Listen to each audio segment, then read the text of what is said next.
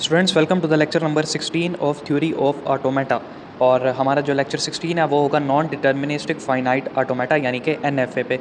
जी हाँ, अब जो हमारा डीएफए का टॉपिक है ना, यानी कि डीएफए का जो हमारा सिलेबस है वो कंप्लीट हो गया है और अब से जो हम स्टार्ट कर रहे हैं वो हम अपने एनएफए को स्टार्ट कर रहे हैं।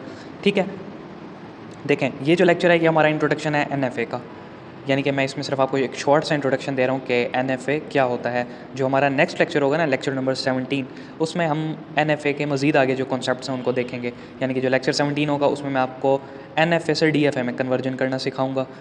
अच्छा, ठीक है, एग्जाम पॉइंट ऑफ व्यू से भी इंपॉर्टेंट है और ऐसे समझ लो जो डीएफए है ना वो पेपर पॉइंट ऑफ व्यू से 20% इंपॉर्टेंट है। और जो एनएफए है उससे आगे जितने भी हम टॉपिक्स पढ़ेंगे वो सारे बहुत ज़्यादा वेटेज रखते हैं पेपर पॉइंट ऑफ व्यू से।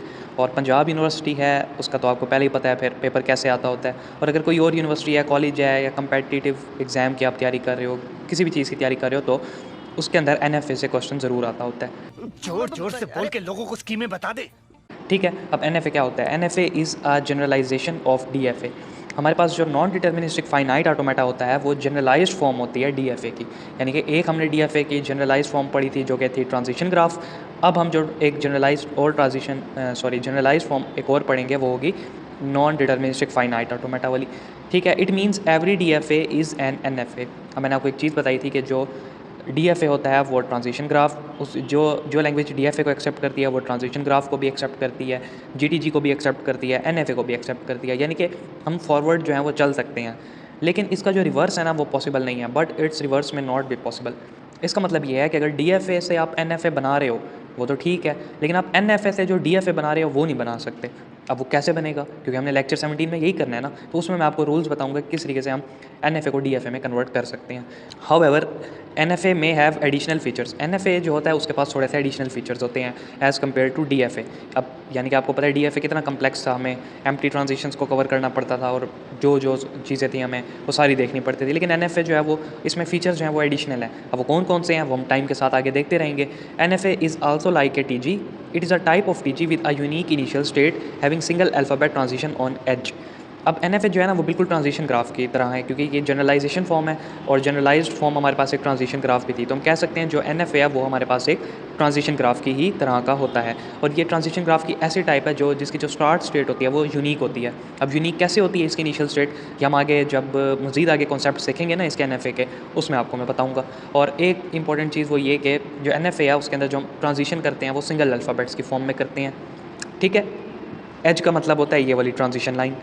अब इसके कुछ मैंने यहाँ पे प्रॉपर्टीज़ लिखी हुई हैं, one initial state and some final state. यानी कि जो हमारा एनएफए होगा उसकी इनिशियल स्टेट एक हो सकती है और फाइनल स्टेट एक से ज़्यादा हो सकती हैं। और ऐसा भी हो सकता है कि हमारे पास इनिशियल स्टेट एक से ज़्यादा हो, लेकिन वो डिपेंड करता है हमारे क्वेश्चन पे। यानी कि अगर हमारा क्वेश्चन कोई ऐसे केस का आ जाए जिसमें हमें इनिशियल स्टेट 2 दे दी गई हो और वो एनएफए से रिलेटेड हो, तो वो एट दैट मोमेंट होगा जो भी देखा जाएगा। अब दूसरा इसके अंदर ये है फाइनाइट सेट ऑफ इनपुट्स। यानी कि जो हमारे पास इनपुट्स होंगे वो फाइनाइट होंगे, इनफाइनाइट कभी भी नहीं होंगे। इनफाइनाइट के लिए हम आगे काम करेंगे, इसी एनएफए के अंदर ही काम करेंगे। ठीक है, इसके बाद थर्ड चीज़ है फाइनाइट सेट ऑफ ट्रांजिशंस। अब आपको पता है अगर हमारे पास इनपुट्स फाइनाइट हैं तो ट्रांजिशंस भी फाइनाइट होंगी। ठीक है, अब मैंने एक एग्जांपल लिया है एनएफए की। देखो, एक इनिशियल स्टेट है वो ए लेके एक फाइनल स्टेट पे जा रही है, और एक फाइनल स्टेट है जो बी लेके एक और फाइनल स्टेट पे जा रही है। जो फाइनल स्टेट है वो बी लेके किसी इंटरमीडिएट स्टेट पे आ रही है, और ये भी जो फाइनल स्टेट है ये ए लेके किसी इंटरमीडिएट स्टेट पे आ रही है। अब ये मैंने लेबल नहीं दिया, मैंने सिर्फ आपको समझाने के लिए इन रूल्स के मुताबिक आपको बताया कि हमारे पास फाइनल स्टेट 2 भी हो सकती हैं, ज़्यादा भी हो सकती हैं। अल्फ़ाबेट ए की ट्रांजिशन के ऊपर से जाएगा और फाइनाइट होंगे दोनों। और यहाँ पे साइड पे भी मैंने एक एनएफए ही बनाया हुआ है, यानी कि आप देख सकते हो सिंगल ट्रांजिशन जो है वो एक स्टेट पे जा रही है, डबल ए के लिए और डबल बी के लिए। ये वाला जो एनएफए है ये बना हुआ है। अब नीचे मैंने लिखा हुआ है equivalence of NFA and DFA, कि एनएफए और डीएफए की इक्वलिटी क्या है, कि ये इक्वल कैसे हैं आपस में। देखो, we already know that every DFA is an NFA. हमें पता है कि जो डीएफए होता है वो एनएफए के भी इक्वल होता है, क्योंकि हम जिस लैंग्वेज का डीएफए बना सकते हैं उस लैंग्वेज का एनएफए बना सकते हैं। But reverse is not possible. अगर हम जनरल बात करें तो इसका जो रिवर्स है वो पॉसिबल नहीं है। पॉसिबल है, जो हमारा लेक्चर 17 होगा उसमें हम बनाएंगे, एनएफए को डीएफए में कन्वर्ट करेंगे। लेकिन अगर हम जनरल देखें तो वो पॉसिबल नहीं है कि आप रिवर्स आ रहे हो, यानी कि एनएफए से डीएफए की तरफ आ रहे हो, तो वो पॉसिबल नहीं है। It means if a language except by DFA it can also be accepted by NFA. ठीक है, यानी कि अगर डीएफए उस लैंग्वेज को एक्सेप्ट करा है तो एनएफए भी उस लैंग्वेज को एक्सेप्ट करेगी ही करेगी। ये था बस हमारा लेक्चर नंबर 16, जिसमें मैंने आपको एक शॉर्ट सा, बहुत ज़्यादा शॉर्ट सा इंट्रोडक्शन दिया अपना एनएफए से रिलेटेड। यानी कि ऐसे समझ लो अगर पेपर में आ जाए एक्सप्लेन एनएफए तो आप ये सारा का सारा कॉपी पेस्ट करके आ जाना जो मैंने आपको यहाँ पे लिखवाया। अब लेक्चर 17 से जो है वो इंपॉर्टेंट टॉपिक्स हमारे स्टार्ट हो जाएंगे। और एक चीज़ और मैं आपको बता दूं, जो हमने क्लीन थ्योरम के प्रूफ्स पढ़े हैं ना, पार्ट 1 पार्ट 2 पार्ट 3 जितने भी थे, वो पढ़े थे हमने डीएफए के लिए। एनएफए में भी क्लीन थ्योरम के प्रूफ हैं, लेकिन वो एनएफए के लिए हैं।